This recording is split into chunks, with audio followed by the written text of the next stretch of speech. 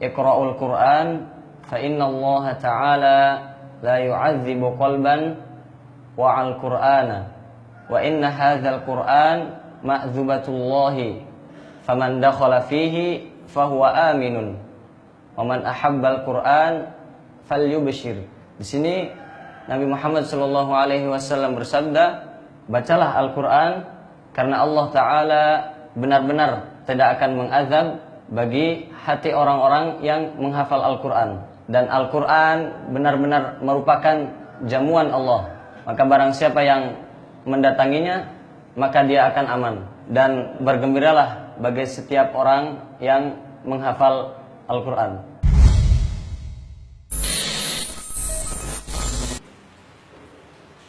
Ketika seorang yang mungkin biasa atau mungkin bisa dikatakan lemah, tatkala dia mempunyai semangat yang tinggi, kesungguhan yang besar, dan dia yakin bahwasannya Allah pasti akan menolong, dia pasti berhasil. Nama saya Dio Anugrah Ramadan, umur saya 18 tahun. Saya berasal dari Jawa Barat, tepatnya di kota Majalengka.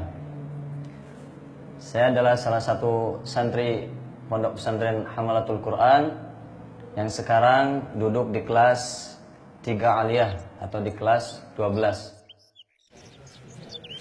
Bisa dibilang dari satu angkatan atau satu kelas dengan saya termasuk santri yang memiliki hafalan yang sedikit.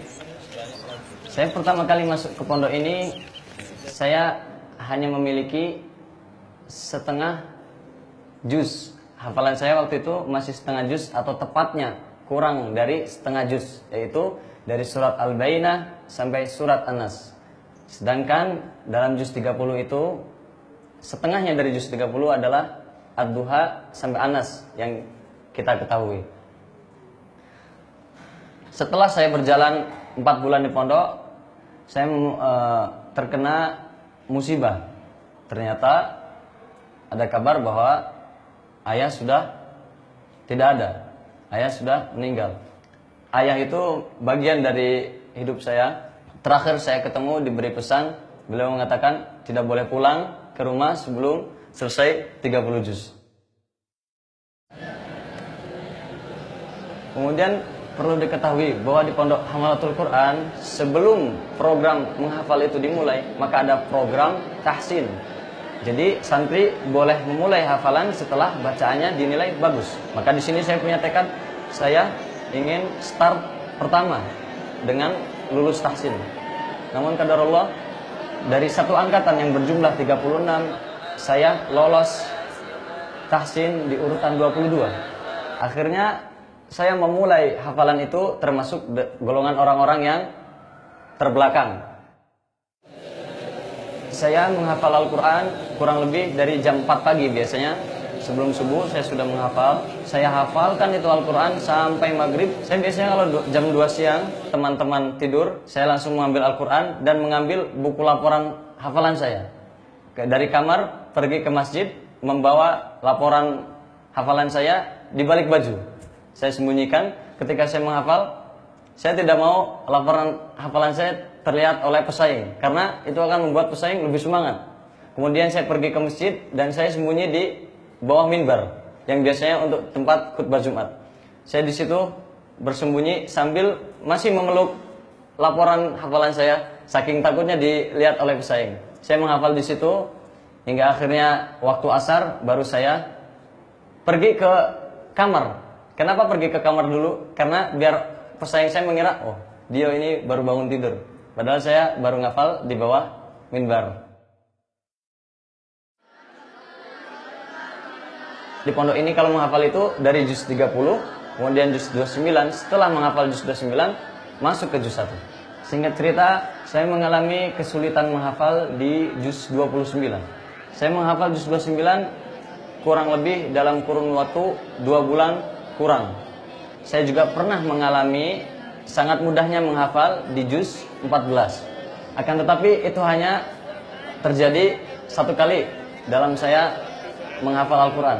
Setelah saya menyetorkan satu juz dalam satu hari di juz 14, kemudian di esok harinya yaitu di hari Minggu, saya menghafal juz 15, tapi hanya mentok di 1 lembar.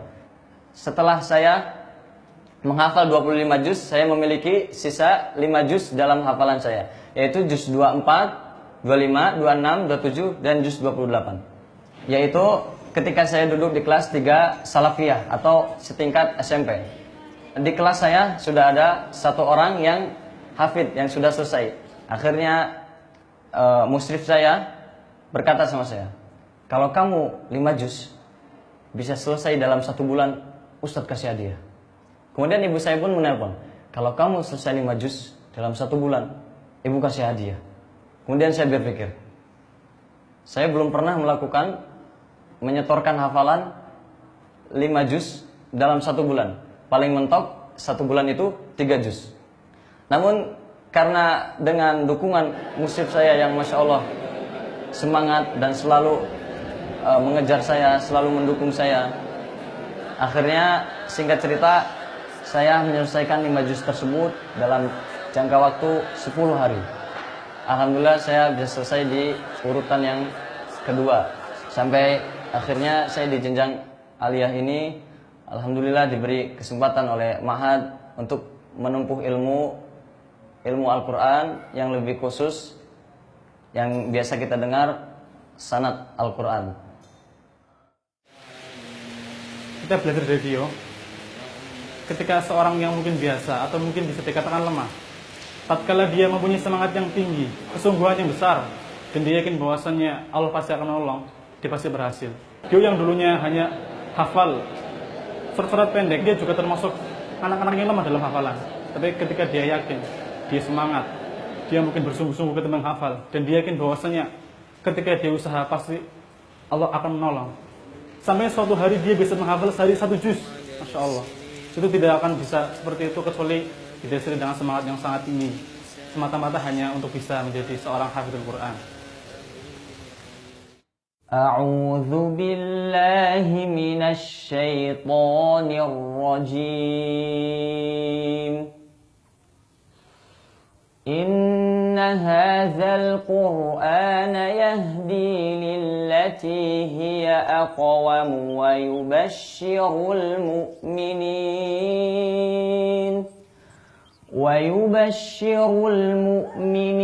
alladhina ya'maluna as-salihati anna lahum ajran kabira. وَأَنَّ الَّذِينَ لَا يُؤْمِنُونَ بِالْآخِرَةِ أَعْتَدْنَا لَهُمْ عَذَابًا أَلِيمًا. Yuk, dukung UFIT TV dengan belanja di UFIT Store. www.ufitstore.com